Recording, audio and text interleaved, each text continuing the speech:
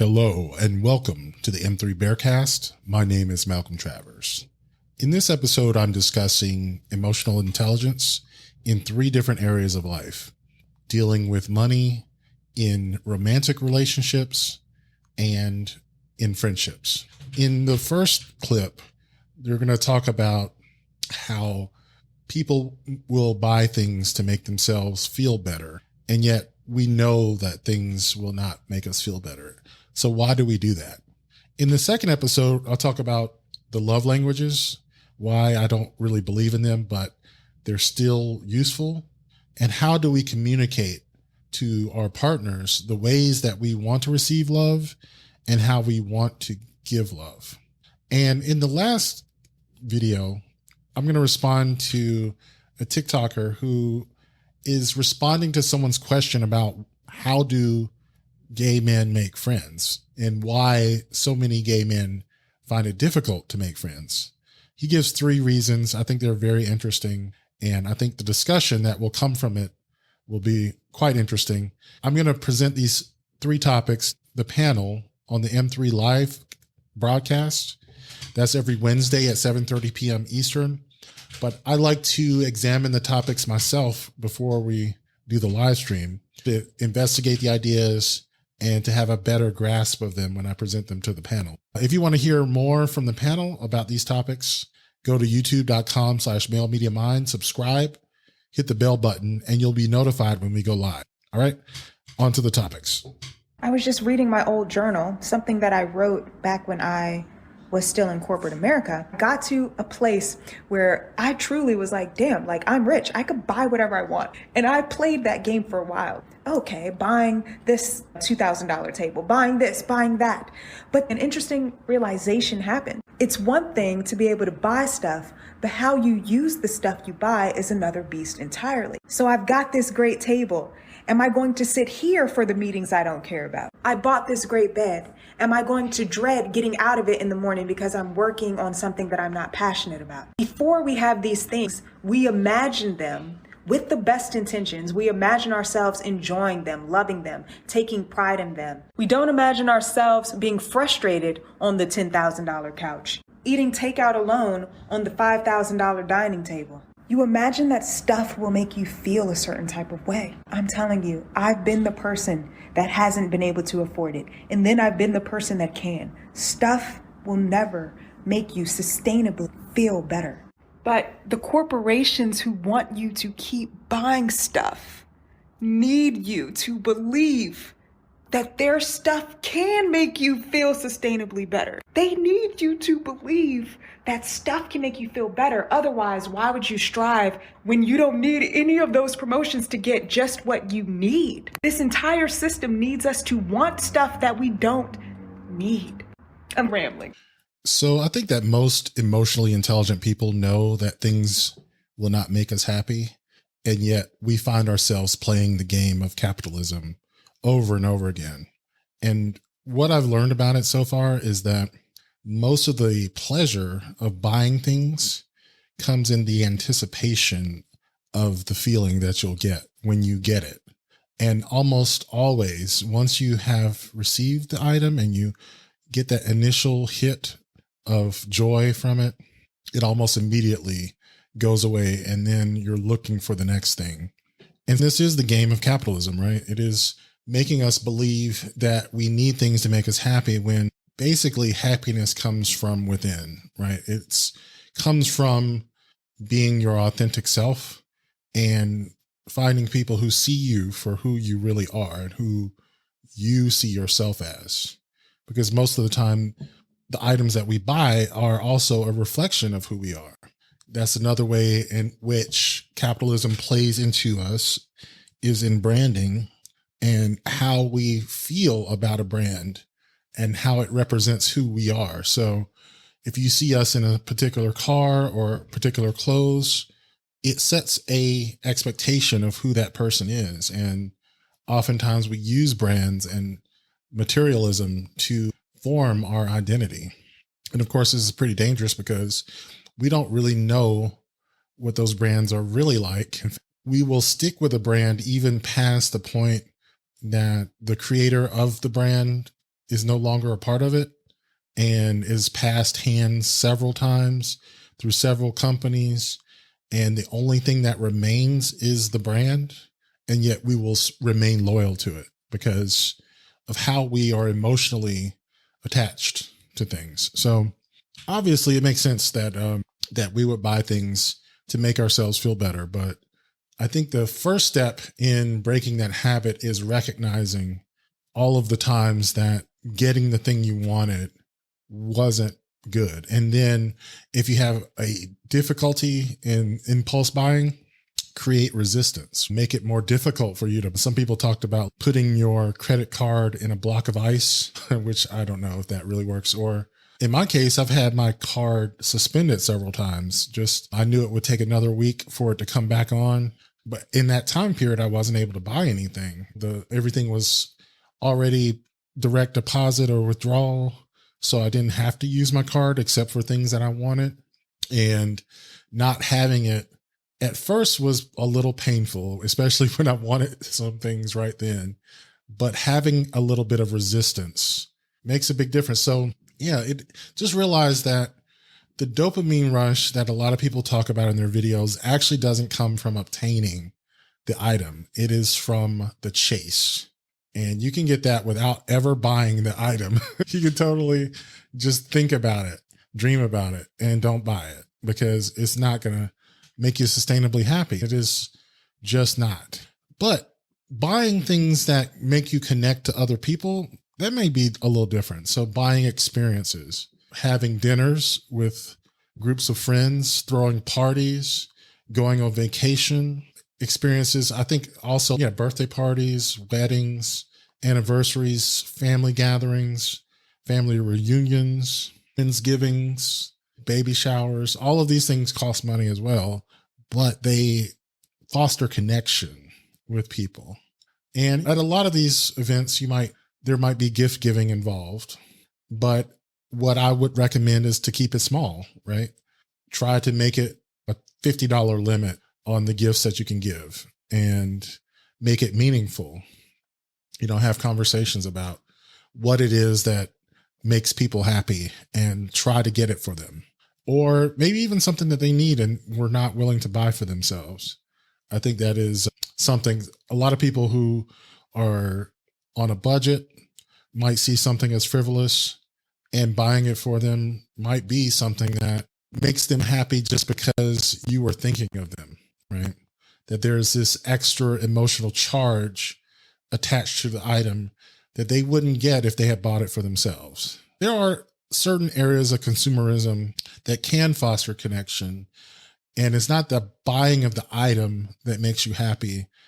It's the connections that they may enhance that are really what makes you happy. Yeah, this is something that has come up in my feed a lot. I'm going to definitely come back to the psychology of money, like what drives us to want to earn money, what drives us to want to hustle, how we end up burning ourselves and not even recognizing it, and what alternatives might exist for the rat race, because it is burning a lot of people out. I think a lot of people go work to home and maybe they might get a drink on the weekends between work and home, but maybe go to the gym or something. But it is amazing the capacity at which we are being farmed by corporations. Just, there's no other way to put it, is that people, from what I understand, are not even really built to work the 40-hour work week. It's not even something that is slightly healthy or even productive for companies. At some point, you're asked to do so much that you cannot be productive anymore. It's just like you're there looking busy, but you're not really doing anything. And now with work from home, it is interesting. Like, a lot of people want to work from home, but the economy is maxing out on those positions. But maybe that does provide people a little more work-life balance if they don't have to commute, if they don't have some of the additional costs of having to work, like the commute or that wardrobe. There are quite a few expenses that just come from going to and from work that working from home can resolve. But that being said, is fascinating to me. It just comes up in my feed all the time. The algorithm. I remember reading The Psychology of Money. It was something that I wanted to dissect, and I'm pretty sure I will, because it is really fascinating how we think about risk, how we think about saving and investing, how people end up getting scammed, and how people end up making like risky investments when, you know, safer ones exist, and how people manage their money and get out of debt if they happen to get into it. It's very interesting. We'll talk about that. But first, we'll just go on to the next topic. Okay, I have a confession. In my last video, I said that romance feels a little one-sided. And being honest, it's mostly my fault. You know how there's the 5 love languages. My 2 lowest love languages, well, receiving gifts and receiving acts of service. Like, I actually don't like to receive them. Like, the quiz results are like a 0 or a 1. I just don't like it. It makes me feel like I owe you instead of feeling like a deposit of love. And it's trauma from growing up, not having a lot of money, and my parents' expectations around gifts and reciprocity. But it's also trauma from people I've dated that created a wound by throwing things back in my face or loving. It became weaponized. So there are certain ways that people might want to show me love that make me uneasy until there's a level of understanding, a level of trust. Yeah. I know I'm not the only one, but I don't know nothing. I'm just asking questions. So how do you experience love from a partner? Is it one-sided to you when someone is giving gifts and doing things for you in a way that is, I don't know, seems something that you would not reciprocate? And do you feel the need to reciprocate? Because this is something that came up in a relationship some years ago for myself, where I was the giver and I didn't recognize that it was having that effect on the person I was seeing. And now, as some years have passed, I found myself on the other side of it. And both times, I think the person doing the overextending is completely unaware of what's going on. So when I was the one who was overextending, I thought that was what was expected of me. I thought that I needed to earn someone's love, that if I didn't do these things, that I wasn't enough, really. Like, I had to be more, I had to be extra. And now that I am on the receiving end of that, it just feels, it doesn't feel manipulative the way that Mr. Howard said in his video, but it does feel like some sort of pressure or obligation that I'm not ready to extend to this person because I don't know you yet. Like, we haven't gotten there. Now, in the time when I was the extender, I felt that we had enough time to maybe have that sort of relationship where we give and receive gifts and those sorts of things. We don't really what someone's threshold is. And I think we have to express that to the person. So in my case, I have not expressed that because I really want to see how it plays out a little bit. And maybe I also am afraid to hurt their feelings because they are such a nice person, but their feelings are bound to get hurt because it shows a level of low emotional intelligence, right? That is a lack of boundaries that is bound to get this person hurt. With someone, if it wasn't me, it would be someone that all of these feelings are being placed on me in a sense where it can't possibly be about me because he doesn't really know me yet. So I have to recognize, okay, this isn't really about me. This is a fantasy that he's playing out in his mind, and I fit the role of the person in his fantasy.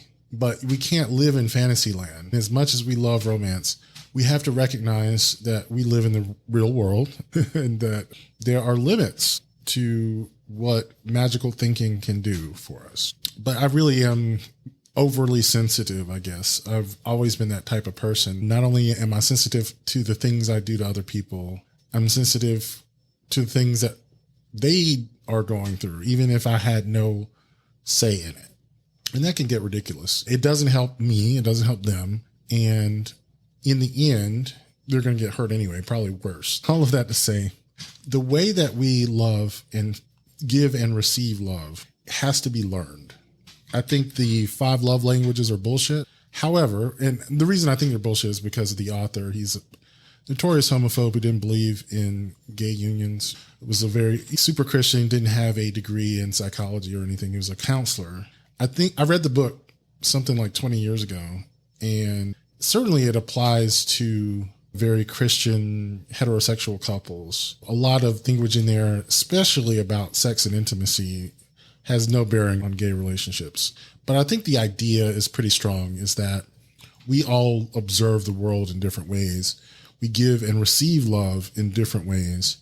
And we have to be aware of what makes us feel loved and the way that we like to show love. And we need to make sure that the person that we're with is also on board with the way that you want to show love. And you need to express the way that you like to receive love. The 5 love languages are a good first start, but I think you can get way more specific about the things that make you feel loved. Gift giving is very vague, right? It's a whole category of different ways of giving gifts.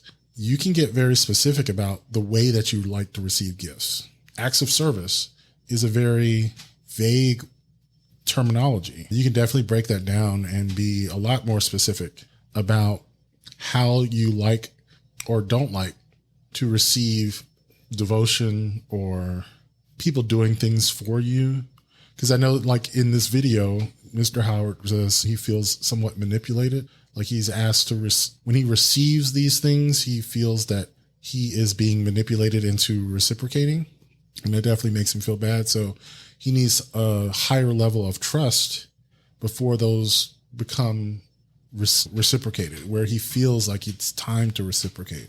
And that should be a conversation early on. That was something that we discussed in John Gottman's The 8 Dates, having conversations about what love looks like to you, what commitment looks like to you, what a relationship looks like to you, how you like to celebrate your love with a partner. Those are valid conversations to have early on in a relationship as you're getting to know someone, so that they don't try to win you over in ways that are going to turn you off. Having a good idea of what makes you happy is definitely the first step to starting that conversation.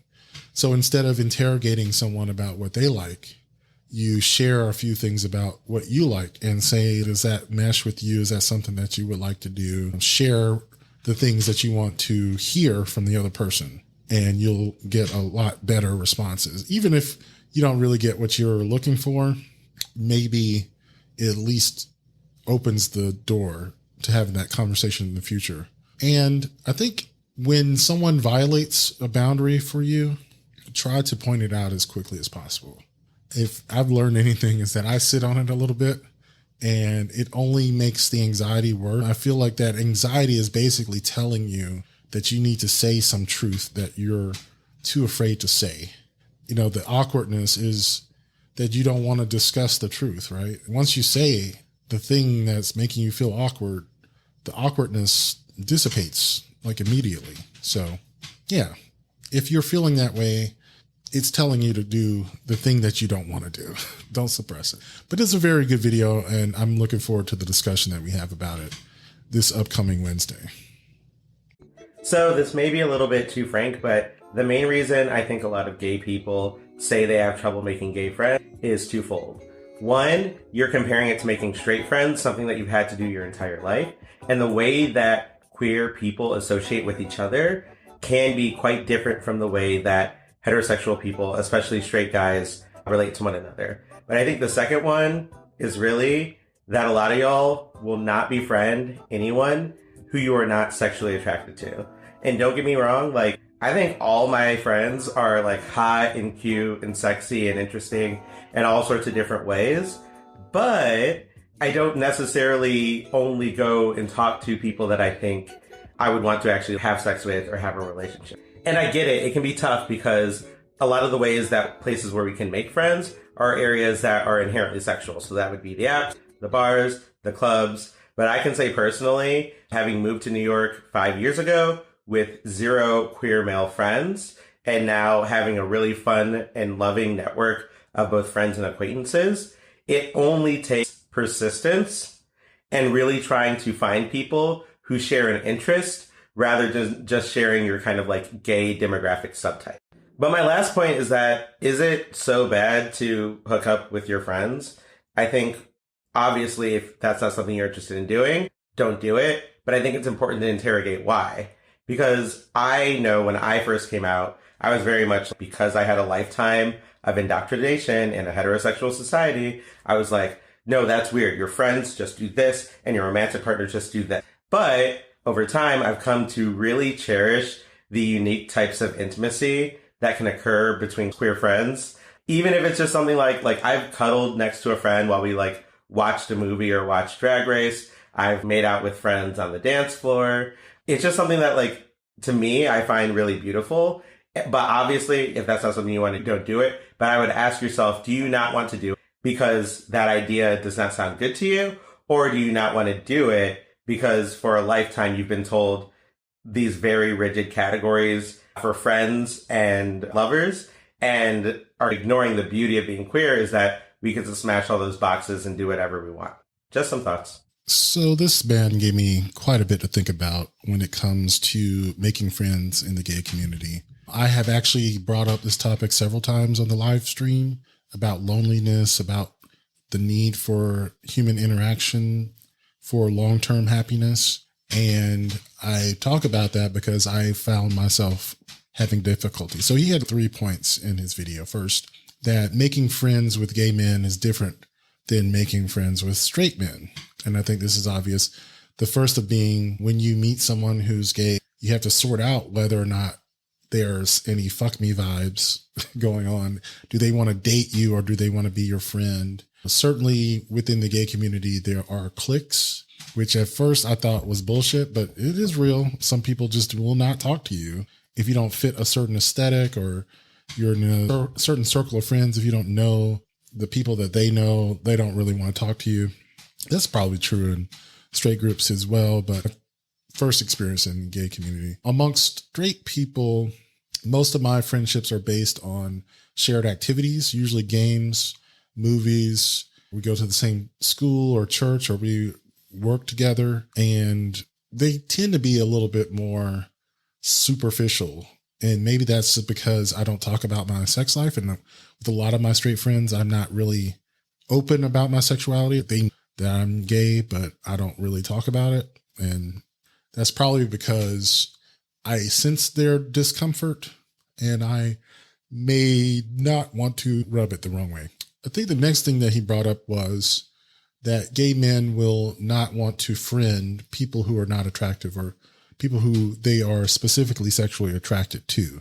Because I think the two are different. So let me address that. I tend to have very attractive friends. That does not mean that I am sexually attracted to them. I think the reason that may be is just because attractive people I'm attracted to attractive people. It doesn't mean that if someone is unattractive, that I no longer want to befriend them. It just means that a person who is attractive is more likely to be in my vicinity, and I am much more likely to talk to them. And if we strike up a conversation and we find that we have something in common, then we're more likely to be friends. So it's just a prevalence rather than a requirement. And as many times as I've heard people say they will not have unattractive friends, like gay men will not have unattractive friends, or some gay men, I haven't personally experienced that. I don't know. I've never seen my friends reject someone's friendship because they're unattractive. I'm sure it happens, because I'm not going to discount all of the observations that people have made. This is not the first time I've heard this observation. So there must be something to it, whether it be accurate or not. There's a reason why so many people feel that gay men behave this way. And if they do, does that mean that they are doing anything wrong? And I want to say maybe not. One of the reasons for it might be they might have the ulterior motive of wanting a group of friends who may become a pool of potential relationship partners. It may be subconscious. I thought of that, where as I'm reading a lot more books on psychology, subconscious may not be the word. It may be unconscious, right? you're doing it and you have these motivations that are outside of your awareness that still influence your behavior, right? And so I think if you're single and looking for a relationship, I think there is this unconscious bias towards attractive men who you would want to be sexually intimate with and maybe even be in a relationship with. So whether it be unconscious or intentional, like on a conscious level, I don't see that as necessarily a bad thing. It's certainly a little squicky, a little gross, a little bit. I'm judging you, as they say, but I don't think it's necessarily a bad strategy. Some people I've heard say they have enough friends and the friends that they accumulate are potential relationship partners, just straight up. Yeah, that's possible. I think that if you feel that you want more platonic friends and you're doing this even on an unconscious level, then maybe you should stop doing that. So, and the third point that he makes in this video, which I definitely am going to have to get into on the M3 Live broadcast, has to do with the squishy boundaries between friendship and intimate partners. And okay, so I have definitely been there. I've definitely had those squishy moments. I've witnessed friends of mine who have squishy boundaries with their friends where they're, as one of the things, they clearly have like sexual interplay when they are around each other. And my first inclination is to say it makes me feel uncomfortable. But I think the only reason it makes me uncomfortable is because it is so unlike my relationships. It is already difficult for me to navigate friendships and intimate relationships. So this seems like a new level of complexity that I am not ready to deal with. I don't think there's anything wrong with it. I just don't think I can manage it effectively. And I think I agree with what he's saying, that it could be a beautiful thing to have friends that you've had intimate moments with, maybe even had sex with in the past. But I feel like you're playing emotional roulette. And maybe that's just me, that I don't know how to manage my feelings as well as some people do. But I don't know, like, I don't want to be fantasizing about my friends. I don't want to be doing that. It's just really weird. It's, yeah, pining over someone who you can never have in the way that you want doesn't sound like a good time to me.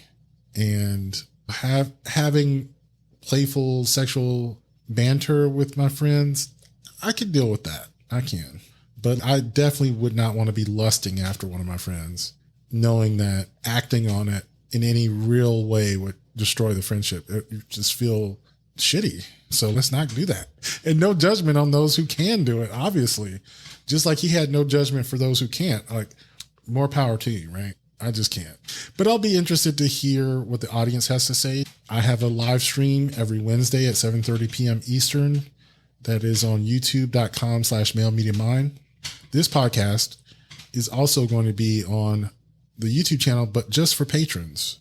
They'll come out the day before the podcast on the podcatchers. So make sure to rate us on Apple Podcasts. I believe there's a way to do it on Spotify now. I don't really know, but rating the podcast helps more people find it. Share it with a friend. I appreciate everybody's support, and I will catch you in the next episode. Peace.